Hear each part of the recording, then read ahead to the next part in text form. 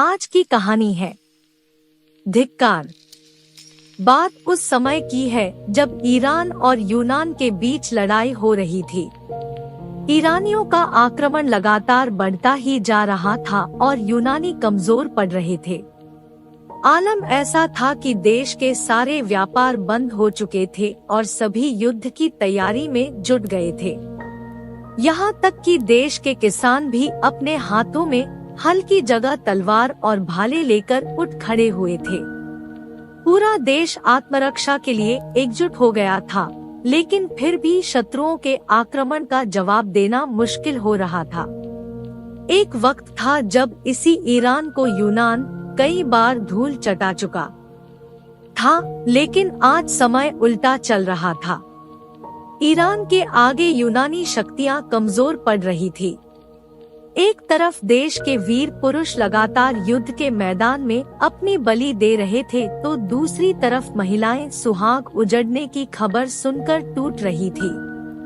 दरअसल देश की महिलाएं भी मजबूर थी। उन्हें अफसोस था कि वो अपने पतियों की रक्षा नहीं कर पा रही थी। ऐसा नहीं था कि उन्हें अपनी जान या फिर संपत्ति गंवाने का डर था। असल में उन्हें डर था अपनी मर्यादा का।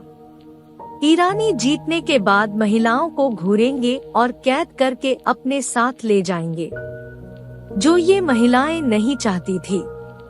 एक समय के बाद जब स्थिति बहुत खराब हो गई तो देश में बचे हुए पुरुष और महिलाओं ने मंदिर जाकर देवी से सवाल करने का फैसला किया। एक दिन सभी मिलकर वहां के प्रसिद्ध डेल्फी मंदिर पहुँचे। वहाँ उन्होंने देवी से सवाल भी किया। उन्होंने कहा, हे देवी, हमारे साथ ऐसा क्यों हो रहा है? हमसे ऐसी कौन सी गलती हुई है जिसकी सजा हमारे लोगों को मिल रही है? क्या हमने कुर्बानियाँ नहीं दी या फिर उपवास नहीं रखा? आखिर हमने ऐसा क्या किया है जिससे देवता हमसे इतने नाराज हो गए कि वो हमारी रक्षा नहीं कर रहे हैं? इस पर मंदिर में मौजूद पुजारिन ने कहा, हमारा देश किसी देशद्रोही के कारण ऐसी संकट झेल रहा है। जब तक उसे पकड़ नहीं लिया जाएगा तब तक ऐसी स्थिति बनी ही रहेगी। इसमें देवताओं की कृपा भी नहीं काम करेगी। इसके लिए हमें ही कदम उठाना होगा। इसके बाद लोगों ने देवी से पूछा, हे देवी, हमें बताइए कि वो देशद्रोही कौन है? जिसके बाद उन्हें जवाब मिला, जिस घर से रात में गाने की आवाज सुनाई देती है, जिस घर से दिन में खुशबू आती है, जिस पुरुष की आंखें अंधकार से लाल हो, समझो वही इस देश का द्रोही है। इसके बाद लोगों ने देशद्रोही की और पहचान जानने के लिए देवी से कई सारे सवाल किए, लेकिन देवी ने किसी का उत्तर नहीं दिया और शांत हो गई। देशद्रोही के बारे में थोड़ी बहुत जानकारी पाने के बाद लोग अपने अपने घरों की ओर लौट गए और उसकी तलाश करनी शुरू कर दी। यूनानियों ने ऐसा घर खोजना शुरू कर दिया जिसमें से रात को गाने की आवाज आती हो या फिर घर से खुशबू आती हो। उन्होंने बहुत खोज की, लेकिन उन्हें ऐसा घर नहीं मिला। दरअसल शाम होते ही हर जगह शांति छा जाती थी। घरों से आवाजें तो आती थी, लेकिन वो आवाजें लोगों के रोने और चिल्लाने की होती थी। देश के सभी लोग लड़ाई में इतने व्यस्त हो गए थे कि घर की साफ सफाई का भी किसी को ध्यान नहीं रहता था। इसलिए हर घर से केवल बदबू ही निकलती थी। शहर की हर गलियां कूड़े कचरे से भर चुकी थी। सफाई कर्मी से लेकर धोबी तक सभी युद्ध के मैदान में पहुंच चुके थे, जिस वजह से हर जगह गंदगी और बदबू की ही महक आ रही थी। लोगों की आंखें भी लाल थी, लेकिन आंखों की वो लालिमा अहंकार की नहीं बल्कि आंसुओं की थी, जो अपनों को खोने के बाद निकल रहे थे। हर तरफ कोहराम मचा था। लोग अपनी मौत को बेहद पास देख रहे थे। इसी स्थिति को झेलते हुए लोगों ने उस देशद्रोही की तलाश के लिए पूरा शहर छान मारा, लेकिन उसका पता नहीं चल सका। दिन बीतते चले गए। यूनानियों की स्थिति बद से बदतर होती चली गई। युद्ध के मैदान से और भी बुरी खबरें आने लगी। लोगों के मरने का आंकड़ा भी लगातार बढ़ता चला गया। इसी बीच एक दिन आधी रात के समय एक बूढ़ा आदमी अपने घर से बाहर निकला। पूरे शहर में अंधेरा छाया हुआ था। ऐसा लग रहा था मानो वह कोई शहर नहीं बल्कि शमशान घाट हो। दूर दूर तक वहाँ कोई दिखाई नहीं दे रहा था। शहर के नाट्यशालाओं में जहाँ एक समय लोगों की भीड़ होती थी, वहाँ अब सियार बोल रहे थे। बाजारों में लोगों की जगह उल्लू बोल रहे थे। मंदिरों में शांति और महलों में अंधेरा छाया हुआ था। वह बूढ़ा आदमी अपने घर से निकलकर उसी देवी की मंदिर की ओर चलता जा रहा था। उसका इकलौता बेटा लड़ाई के मैदान में मौत को चुनौती दे रहा था। उस बूढ़े आदमी को किसी की भी परवाह नहीं थी। वह अपने विचारों में खोया। जो खुशी मना रहा है, वह इस बारे में जानने के लिए मंदिर के पीछे वाले घर की ओर चल पड़ा। वहां पहुंचकर उसने देखा कि वह तो उसी मंदिर की पुजारिन का घर था। बूढ़ा आदमी इस बारे में और अधिक जानने के लिए उस घर की खिड़की के पास जाकर खड़ा हो गया और अंदर की ओर झांकने लगा। तभी उसने देखा कि उस कमरे में खूबसूरत मोमबत्तियां जल रही थी। घर एकदम साफ सुथरा और सजा हुआ था। उस कमरे में एक लड़का टेबल पर बैठा हुआ था। उसके सामने पेय पदार्थों की बोतल और 2 ग्लास रखी हुई थी। साथ ही 2 नौकर उसी टेबल के सामने अपने हाथों में खाने की प्लेट लेकर खड़े थे, जिसमें से बहुत अच्छी खुशबू आ रही थी। यह देखते ही बूढ़ा आदमी जोर जोर से चिल्लाने लगा, यही है देशद्रोही, यही है देशद्रोही। जिसके बाद मंदिर के दीवारों में द्रोही है की आवाज गूंज उठी। तभी वहां स्थित बगीचे की तरफ से भी आवाज सुनाई दी, यही है देशद्रोही। यह सुनते ही मंदिर की पुजारिन अपने कमरे से बाहर निकली और पूछा, कहाँ है देशद्रोही? कौन है देशद्रोही? वह देशद्रोही कोई और नहीं बल्कि उसी मंदिर की पुजारिन का बेटा था, जिसका नाम था पासोनियस। वह उसी देश में रहकर उसी के खिलाफ काम करता था। देश की रक्षा के लिए जो भी योजना बनाई जाती थी, वह उसे शत्रुओं यानी ईरानियों को बता देता था, जिससे ईरानी अधिक सतर्क हो जाते थे और यूनानियों की हर योजना को मात दे देते थे। यही वजह थी कि यूनानियों के द्वारा जीत की लाख योजना बनाने के बाद भी वह हार जाते थे और उनकी जीत नहीं हो पा रही थी। इस काम के बदले पुजारिन के बेटे को बहुत सारे पैसे मिलते थे, जिससे वह आराम और मौज की जिंदगी जी रहा था। उसे अपने देश की थोड़ी सी भी परवाह नहीं थी। वह केवल अपने बारे में सोचता था। बाकी लोग मरे या जिंदा रहे, इस बात से उसे कोई फर्क नहीं पड़ता था। वहीं पुजारिन अपने बेटे के इस काम से अनजान थी। उसे थोड़ा सा भी अंदाजा नहीं था कि उसका बेटा इतना स्वार्थी होगा कि वह लाखों लोगों की जान की फिक्र नहीं बल्कि केवल अपनी फिक्र करेगा। दरअसल पुजारिन हमेशा उसी घर के एक अंधेरी कोठरी में रहती थी। वह वहाँ से बहुत कम निकलती थी। दिन भर वह कमरे के अंदर बैठी पूजा पाठ में लगी रहती थी, जिस वजह से उसे बाहर के बारे में कुछ भी पता नहीं चल पाता था। बूढ़े आदमी ने जब देशद्रोही का शोर मचाया था, उस समय भी पुजारिन अपनी कोठरी में बैठकर देवी की पूजा कर रही थी। आवाज सुनकर पुजारिन अपने कमरे से निकली और अपने बेटे की कमरे में झांक कर देखने लगी। वहां उसने भी वही नजारा देखा जो उस बूढ़े आदमी ने देखा था। कमरे में मोमबत्तियां जल रही थी, गाना बज रहा था और उसका बेटा अहंकार में डूबा हुआ था। यह सब देखकर पुजारिन को बहुत दुख हुआ। उसने कभी ऐसा नहीं सोचा था कि उसका बेटा देशद्रोही होगा, लेकिन उसने जो देखा उसके बाद उसे भी विश्वास हो गया कि उसका बेटा देशद्रोही है। फिर उस बूढ़े आदमी के साथ मिलकर वह भी चिल्लाने लगी, यही है देशद्रोही।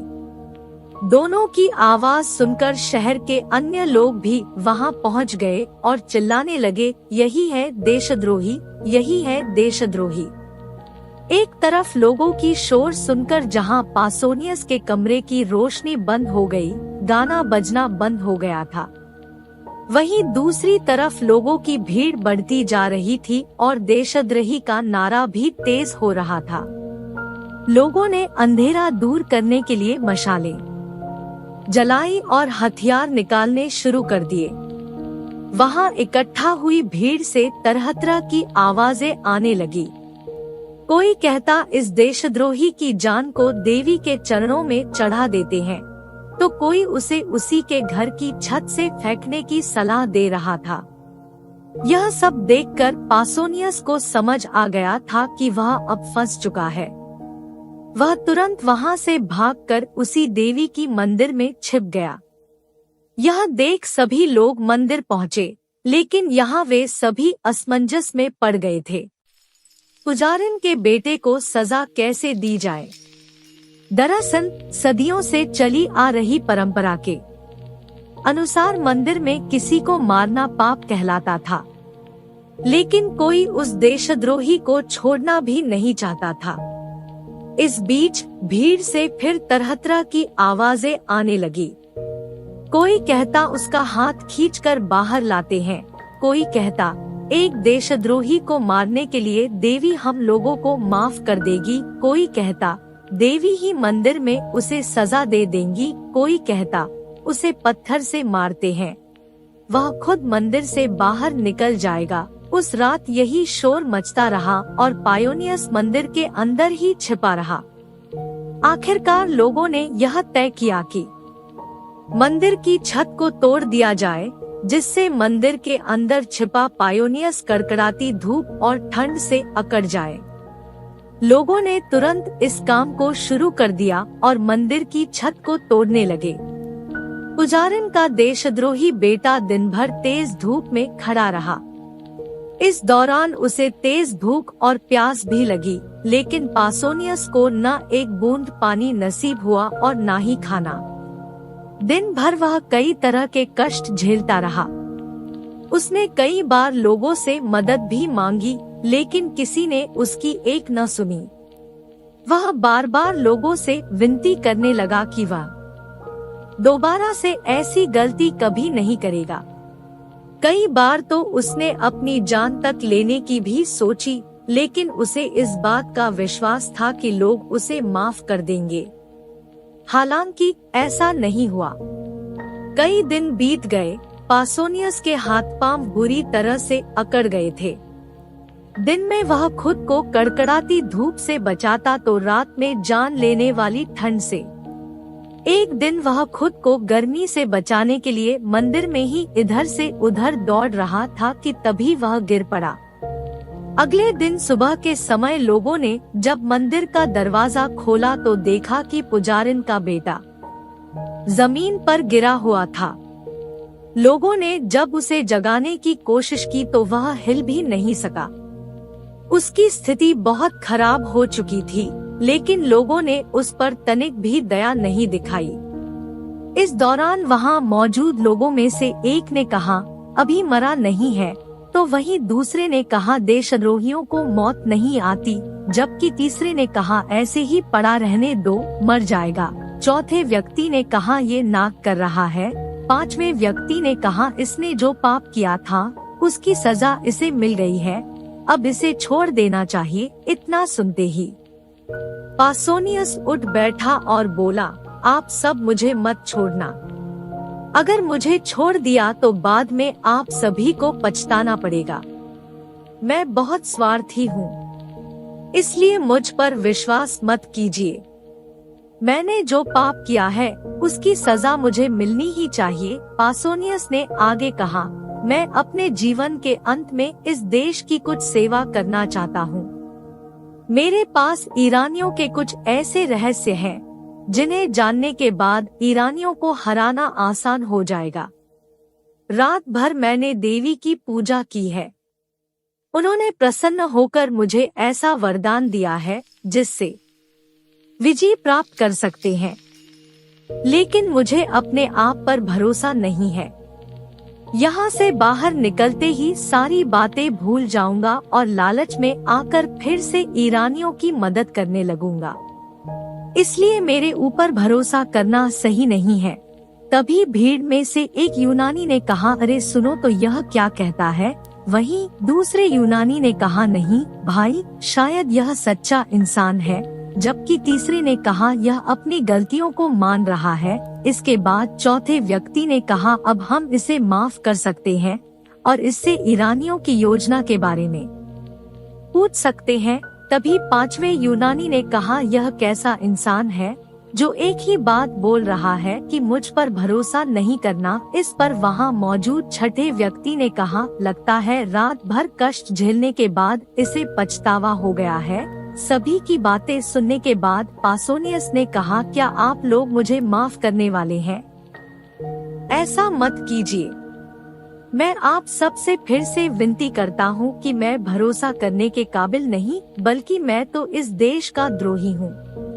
मुझे ईरानियों से जुड़े हुए कई सारे राज मालूम है। मैं अगर किसी भी तरह ईरानियों के पास पहुँच गया तो उनके साथ मिलकर इस देश का नाश कर दूंगा। उसकी यह बातें सुनकर फिर से एक यूनानी ने कहा, एक गद्दार इस तरह की बातें नहीं कर सकता। इस पर दूसरे ने कहा, पहले यह लालची हो गया था, अब शायद इसे अपनी गलती का एहसास हो रहा है। इसके बाद वहाँ मौजूद तीसरे व्यक्ति ने कहा, एक गद्दार से अपने फायदे की बात जान लेना किसी भी प्रकार से गलत नहीं है। उसके बाद हम इसे छोड़ने की सोच सकते हैं।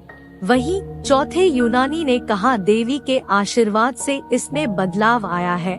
जबकि पांचवे ने कहा, पापियों की भी आत्मा होती है जो कष्ट झेलने के बाद सुधर जाती है। ऐसे में यह सोचना कि एक बार जिसने पाप किया है वह कभी पुण्य नहीं कर सकता, गलत होगा। पांचवे यूनानी की बातें सुनने के बाद वहाँ मौजूद छठे व्यक्ति ने कहा, हम सब इसे यहाँ से गाते जाते लेकर चलेंगे। इस पर एक स्त्री ने कहा, सुनो भाई, संगीत वालों को बुलाओ, यह तो शरीफ लगता है। इस पर दूसरी महिला ने कहा, हाँ, चलो हम पहले जाकर पासोनियस से अपने सख्त व्यवहार के लिए माफी मांगते हैं। तभी पासोनियस ने कहा, अगर मुझे पहले ही ये सब पूछा गया होता तो मैं सब कुछ तभी बता देता।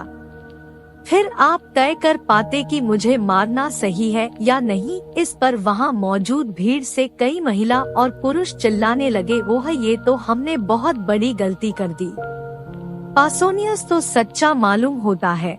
इसी दौरान एक बूढ़ी औरत दौड़ती हुई आई और वहाँ की सबसे ऊंची दीवार पर खड़ी होकर कहने लगी, तुम लोग ये क्या कर रहे हो? क्या तुम लोगों को सच और झूठ में अंतर नहीं पता चल पा रहा? क्या तुम लोगों को इस देशद्रोही पर अभी भी भरोसा है? तुम सब ये कैसे भूल गए कि इसी पासोनियस ने न जाने कितने घरों को उजाड़ दिया है? उस बूढ़ी महिला ने आगे कहा, आज तुम सब इसकी बातों में आकर इसे छोड़ने जा रहे हो। याद रखो, अगर यह यहाँ से निकल गया तो हम सब की जिंदगी खराब कर देगा। इसके कारण हमारे इस देश पर ईरानियों का राज होगा। आगे महिला ने कहा, यह देवी का आदेश है कि इस पासोनियस को बाहर न निकलने दे। अगर हम सबको अपने देश और लोगों को बचाना है तो इस मंदिर के दरवाजे को बंद करना ही होगा। लो, इसकी पहली नींव मैं ही रखती हूँ। वहाँ मौजूद लोग महिला को देखते ही सब दंग रह गए। वह महिला कोई और नहीं बल्कि उसी देशद्रोही की माँ थी। इसके बाद क्या था, लोगों ने मंदिर के द्वार को बंद करने के लिए पत्थर लगाने शुरू कर दिए और पासोनियस मंदिर के अंदर ही कैद हो गया। वहीं पासोनियस की माँ की ये वीरता देखकर लोगों ने कहा, हे वीर माता, तुम धन्य हो। जिस देश में तुम्हारी जैसी माता हो उसका कभी बुरा नहीं हो सकता है। तुम्हें हमारा कोटि कोटि प्रणाम। कहानी से सीख, इस कहानी से हमें यह सीख मिलती है कि हमें अपनों के साथ कभी भी धोखा या गद्दारी नहीं करनी चाहिए। ऐसा करना पाप होता है जिसकी सजा हमें मिल ही जाती है। वहीं सच्चा देशवासी वही होता है जो अपनों से पहले देश हित का सोचे। Thank you for watching. Please like, subscribe and share.